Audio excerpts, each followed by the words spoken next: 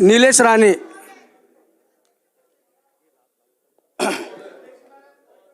सार्वजनिक बांधकाम विभागाकडून राज्यातील राज्यमार्ग, प्रमुख जिल्हा मार्ग, इतर जिल्हा मार्ग यावर देखभाल दुरुस्तीसाठी खर्च केला जातो।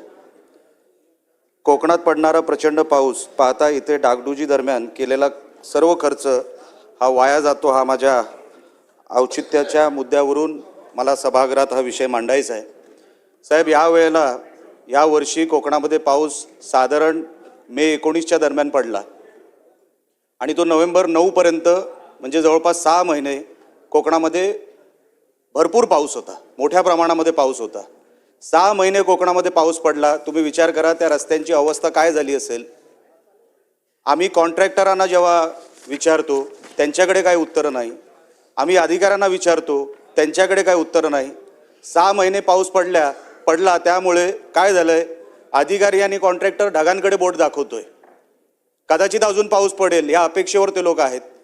मागची बिलं काढली गेली नाही सार्वजनिक बांधकाम विभागातून, म्हणून अजूनपर्यंत नवीन कॉन्ट्रॅक्ट घ्यावा की न घ्यावा कॉन्ट्रॅक्टरांना पडलेला हा प्रश्न आहे। आणि जर मागचीच बिलं भरली गेली नाही, दुरुस्तीला पैसे येऊन सुद्धा आपल्या सरकारने दुरुस्तीला पैसे दिले, पाऊस जास्त पडला, तो खर्च पडला नाही, कॉन्ट्रॅक्टरला कारण मिळालं, अधिकाऱ्यांना कारण मिळालं, अशा परिस्थितीमध्ये दुरुस्तीचे पैसे येऊन सुद्धा तिकडे रस्ता झालेला नाही, दुरुस्ती झालेली नाही। महामार्गाचा पण तोच विषय। MDRचे रस्ते साहेब, MDRचे रस्ते असे कधीच खराब झाले नाहीत तेवढे ह्या पावसाळ्यात खराब झाले। दरवर्षी आपल्याला जर रस्ता बनवावा लागेल तर तो रस्ता टिकणार कसा? काही कॉन्ट्रॅक्टरांना आपल्याला ब्लॅकलिस्ट करावं लागेल, काही अधिकाऱ्यांना आपल्याला बंदोबस्त करावा लागेल, नाहीतर दरवर्षी जर दुरुस्तीचा पैसा येऊन फक्त तोच तो रस्ता आपण करणार असणार तर त्या रस्त्याला काय त्याच्यामध्ये क्वालिटी राहते आणि आपण लोकांना काय सांगणार आहोत। माझ्या मतदारसंघामध्ये साहेब सरासरी 4000 मिलीमीटर हा पाऊस पडतो। आम्ही तर रस्ते कसे टिकवायचे? मोठ्या प्रमाणामध्ये टुरिस्ट तिकडे येतो, मोठ्या प्रमाणामध्ये वाळू वाहतूक तिथे होते, डंपर वाहतूक तिथे होते। अशा परिस्थितीमध्ये जर आपण रस्त्याची क्वालिटी, जिथे पाऊस 4 इंच पडत नाही त्या ठिकाणी आपण तेच निकष जर कोकणाच्या रस्त्यांना आपण लावणार असू तर ते रस्ते टिकणार नाही। दरवर्षी सरकार पैसे देऊन सुद्धा आपल्याला ते रस्ते जर टिकवता आलं नाही तर ती चूक आपली आहे असं मला वाटतं।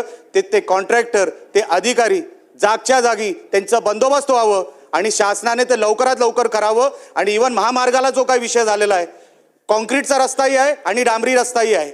जिथे डांबरी रस्ता झालेला आहे तिथे डांबरी रस्ता खराब झालेला आहे, खड्डे एवढ्या मोठ्या प्रमाणात आहेत, ॲक्सिडेंट वाढलेत, बॉक्सवेलची कामं नाही आहेत, कॉन्ट्रॅक्टर रडतोय, त्याला पैसे मिळत नाहीये, त्याला पैसे द्यायचा प्रयत्न करत नाही। मी कुठल्याही कॉन्ट्रॅक्टरची बाजू घेणार नाही, घ्यायची मला गरज नाही, पण त्यांचा बंदोबस्त तरी करा, अधिकाऱ्यांचा तरी करा आणि आमचे रस्ते कोकणातले नीट करा आणि आमचे निकष जे कोकणाचे आहेत ते एकदा कायमचे बदलून टाका। तुम्ही मराठवाड्याचे निकष कोकणाला लावू नका, विदर्भाचे निकष कोकणाला लावू नका, ते टिकणार नाहीत ते रस्ते। सरासरी 4000 मिलीमीटर जिथे पाऊस पडतो, तुम्ही निकष अख्ख्या महाराष्ट्राचा आणि कोकणाचा हा एक लावू नका। ही माझी औचित्याच्या मुद्द्याद्वारे आपल्यासमोर विनंती आहे। अध्यक्ष महोदय, आपण संधी दिली त्याबद्दल आभारी आहे। डॉक्टर नितीन